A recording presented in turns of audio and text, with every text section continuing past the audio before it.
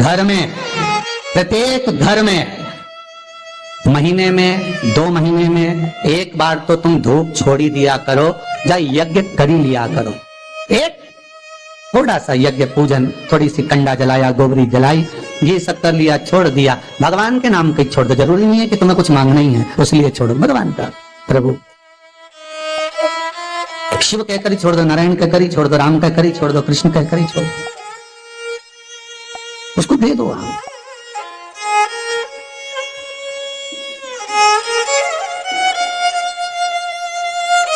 होना चाहिए एक बार महीने 2 महीने में यज्ञ का क्रम होना चाहिए। महीने 2 महीने में घर में अगर कोई रुद्राक्ष रखा हो, उस रुद्राक्ष को पानी में डालकर पूरे घर में छींटना चाहिए महीने 2 महीने। क्यों? कोई गलत ऊर्जा हमारे घर में आ रही हो, गलत कोई पांव पड़ रहे हो, रुद्राक्ष का जल महाराज सर्व जगह छींट देने पर वो गलत जो ऊर्जा है वो एक क्षण में समाप्त हो जाती है। छींट देंगे।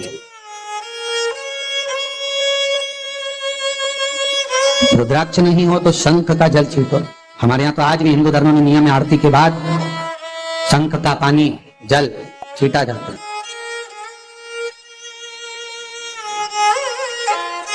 सुख देने वाले। ये कोई रुद्राक्ष कोई साधारण सा है क्या?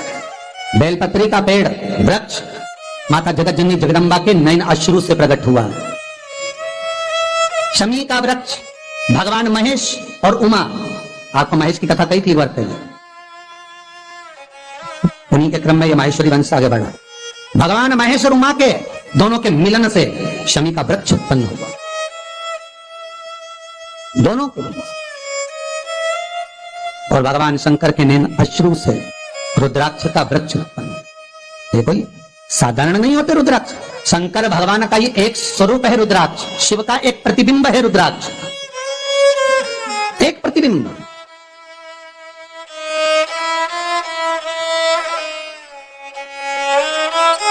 एक मुखी से लेकर 14 मुखी रुद्राक्ष होते हैं, ये शिव महापुराण कर रही है। एक मुखी से लेकर 16 मुखी तक रुद्राक्ष होते हैं, ये स्कंद पुराण कर रही है। एक मुखी रुद्राक्ष लक्ष्मी की वृद्धि के लिए होता है। 2 मुखी रुद्राक्ष बांधाओं को हरने के लिए होता है। 3 मुखी रुद्राक्ष विद्या के लिए होता है, विद्या प्राप्ति। जो बच्चा पढ़ने में कमजोर होता है, 3 मुखी रुद्राक्ष का जल पिला देने पर उसकी बुद्धि विवेक प्रबल हो जाता है। 4 मुखी रुद्राक्ष खोई हुई संपदा को वापस ले आता है। 5 मुखी रुद्राक्ष भी संपदा को लाने वाला। कोई वस्तु घूम गई, चली गई कहीं पर, नहीं मिल रही, बहुत प्रयास कर लिया, चावल की कटोरी में 4 मुखी रुद्राक्ष या 5 मुखी रुद्राक्ष को रख दीजिए, 3 दिन तक रखिए, वो वस्तु अगर घर में है तो हाथ में आ जाएगी, तुरंत मिल जाएगी। 4 और 5 6 मुखी रुद्राक्ष अटके हुए काम को सफल बनाता है। 7 मुखी रुद्राक्ष, अगर कोई भिखारी ठेला चलाने वाला भी 7 मुखी रुद्राक्ष को अपने गले में मंत्र का स्मरण कर 7 मुखी रुद्राक्ष का मंत्र है ओम हूम नमः। 7 मुखी रुद्राक्ष का मंत्र का स्मरण कर गले में लाल धागे में पहन लेता है। भिखारी भी अपने तत्व से छूटकर सुंदर धनवान बन जाता है। 7 मुखी रुद्राक्ष का फल। 8 मुखी रुद्राक्ष रोग मुक्ति के लिए होता है महाराज। 9 मुखी रुद्राक्ष शास्त्र कहता है यह वंश की वृद्धि कराता है। आजकल एक नया क्रम है एसपीबी कराने का। जब बच्चे नहीं होते तो अपन कई माताएं वो क्रम करती हैं, उनसे निवेदन है एक बार मौका जरूर करना। 9 मुखी रुद्राक्ष को दूध में डुबा कर रख देना और उस दूध को रात्रि को पी लेना। कम से कम 2-2.5 महीना करना, महाराज गर्भ ठहरेगा। 9 मुखी रुद्राक्ष का दूध पति और पत्नी दोनों पिए, गर्भ ठहरता, गर्भस्थ भाव हुआ। संतान की प्राप्ति के लिए 9 मुखी रुद्राक्ष प्रबल है। 10 मुखी रुद्राक्ष घुटने का दर्द, कमर का दर्द, उसके लिए होता है। 11 मुखी रुद्राक्ष रोग मुक्ति के लिए होता है। 12 मुखी रुद्राक्ष ब्लड प्रेशर के लिए होता है। 13 मुखी रुद्राक्ष महाराज संपदा को बढ़ाने के लिए होता है।